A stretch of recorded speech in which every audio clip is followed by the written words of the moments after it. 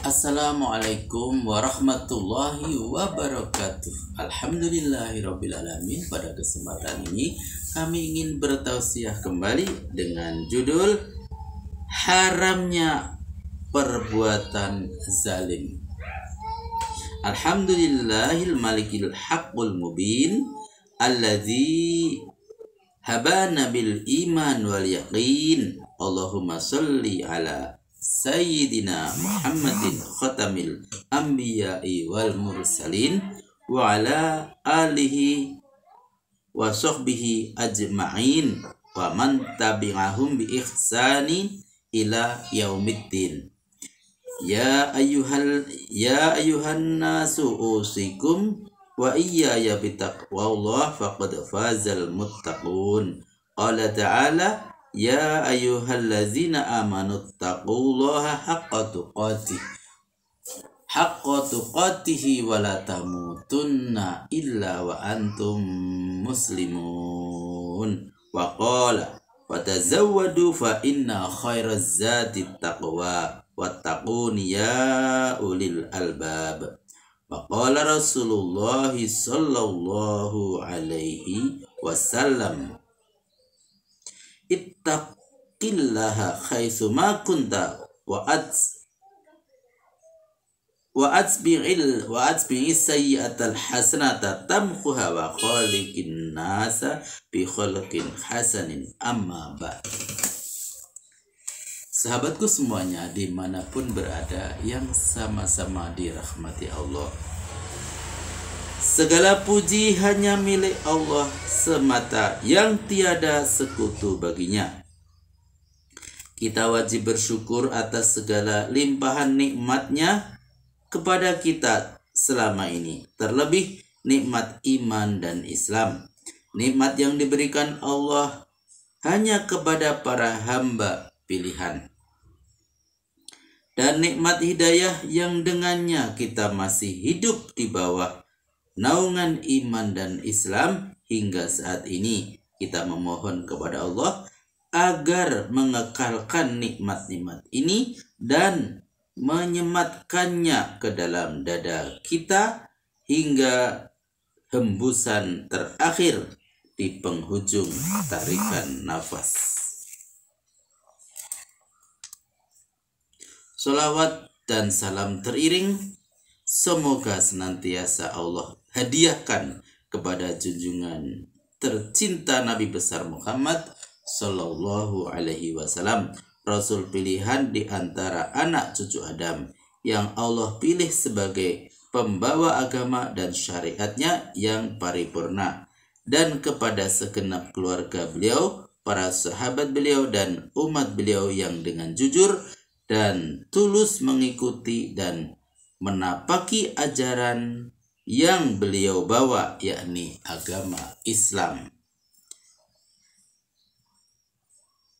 Sahabatku semuanya dimanapun berada yang sama-sama dirahmati Allah, nilai-nilai Islam yang luhur nan suci sangat bertentangan dengan perbuatan zalim, karena kezaliman adalah akhlak dan perbuatan tercela menurut kesepakatan orang-orang yang berakal.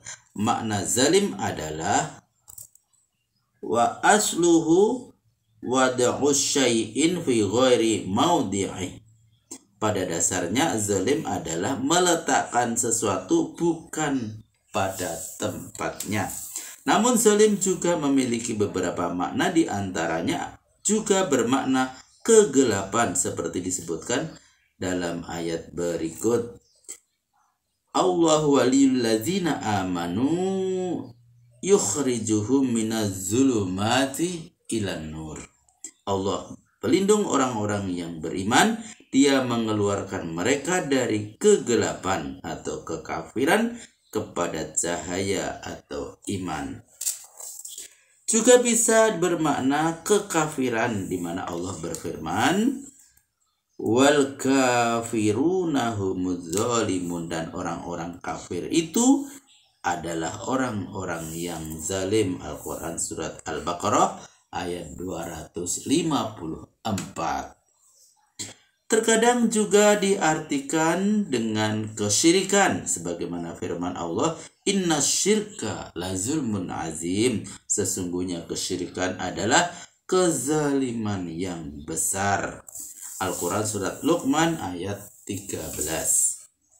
Juga terkadang bermakna aniaya atau jahat sebagaimana firman Allah, la yuhibbullahul jahra bis-su'i minal qawli illa man zulim.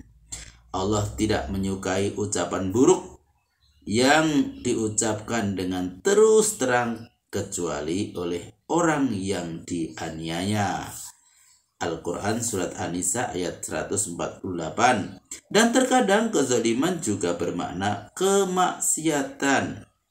Firman Allah, faminhum zalimu li nafsi wa minhum muqtasidu wa minhum sabiqum bil khairati biiznillah. Lalu di antara mereka ada yang menganiaya diri mereka sendiri, dan di antara mereka ada yang pertengahan, dan di antara mereka ada pula yang lebih dahulu berbuat kebaikan dengan izin Allah. Al-Quran surat Al-Fatir ayat 32. Jamaah sahabatku semuanya dimanapun berada yang sama-sama dirahmati Allah subhanahu wa ta'ala. Allah yang maha adil, yang menciptakan seluruh makhluk, telah mengharamkan perbuatan zalim atas dirinya sebagaimana diterangkan dalam hadis qudsi bahwa Allah berfirman, ya ibadi inni haramtu zulma ala nafsi wa ja'altuhu bainakum muharraman fala tadzalamu. Wahai segenap hambaku, sesungguhnya aku telah mengharapkan perbuatan zalim atas diriku, dan aku telah menjadikan hal tersebut sebagai perkara yang haram antara sesama kalian, maka janganlah kalian saling menzalimi. Banyak ayat yang membicarakan kezaliman, salah satu di antaranya firman Allah, fama kana Allahu liyadzlimahum walakin kanu anfusahum yadzlimun. Maka Allah tidaklah sekali-kali menganiaya mereka, akan tetapi merekalah yang menganiaya diri mereka sendiri. Al-Quran surat At-Taubah ayat 70. Dalam tafsir Al-Musyayyar disebutkan, fama kana Allahu liyadzlimahum walakin kanu humuz zalimun li anfusihim bitakdzibi wal mukhalafati. Maka Allah tidaklah menzalimi mereka, tetapi merekalah yang zalim terhadap diri mereka sendiri dengan mendustakan dan menyelisihi ajaran Allah dan Rasul-Nya. Jika ada yang bertanya, kalau memang Allah tidak menganiaya hamba-hambanya dan Dia Maha Pengasih dan Penyayang, lalu untuk apa Allah menciptakan azab dan siksa neraka? Jawabnya adalah karena Allah Maha Adil. Karena keadilannya Dia menciptakan neraka untuk kaum yang durhaka. Jika manusia taat dan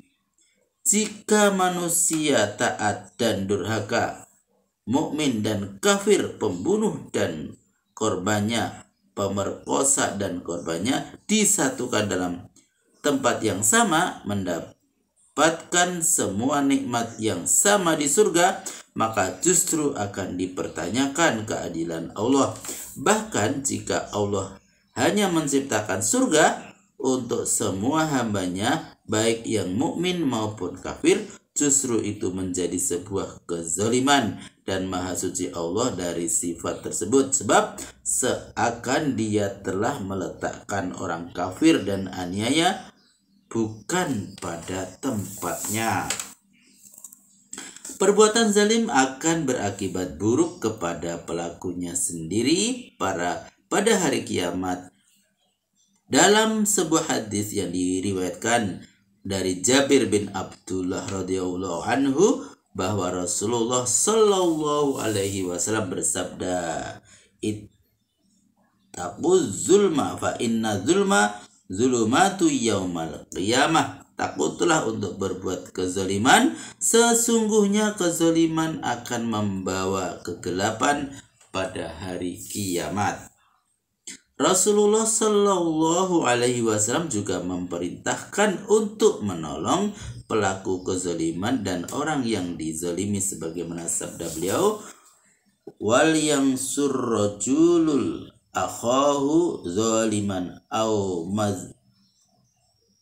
mazluman in kana zaliman fal yanhahu fa innahu lahu nasru wa in kana mazluman falyahsurhu."